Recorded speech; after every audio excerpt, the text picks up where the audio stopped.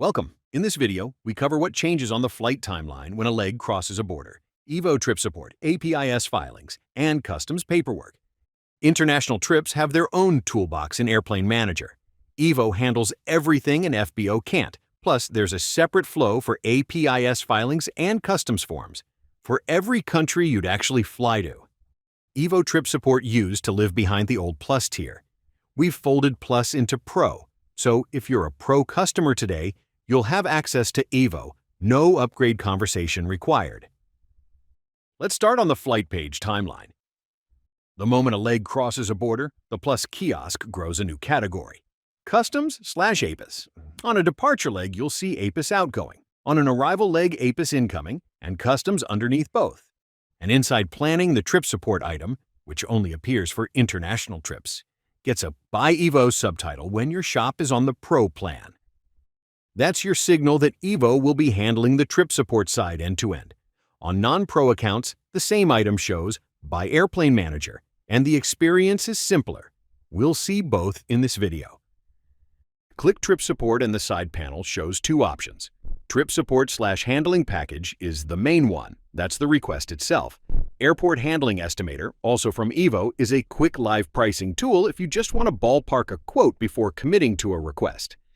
Click the main item, a new tab opens, and you land on the Handling Package page. Same architecture as the FBO package from our previous video, with a few differences for international handling. Top bar is the same, with one addition, Email/Share. That's for handler package mode specifically, so you can fire the package off as email to whichever handler isn't already plugged into EVO. Aircraft header shows both legs of the trip together, departure ICAO, plane icon, arrival ICAO, because handling covers both stops as one package.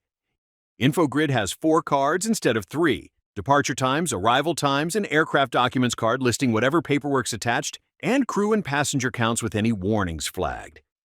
And the Services tab is split into 2 columns, departure services on the left, arrival services on the right. Same set of services you'd see on an FBO package, just organized by side since one handler covers both ends. This is where EVO really separates from the generic flow.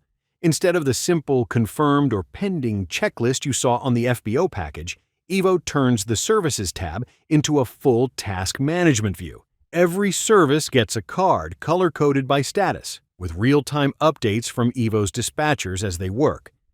Each card shows the task name and a status label, not started, in progress, EVO update required or completed. EVO update required is the one you want to spot fast. That's EVO telling you they need something from your side before they can move on. Could be a missing passport, a tail number correction, a confirmed time.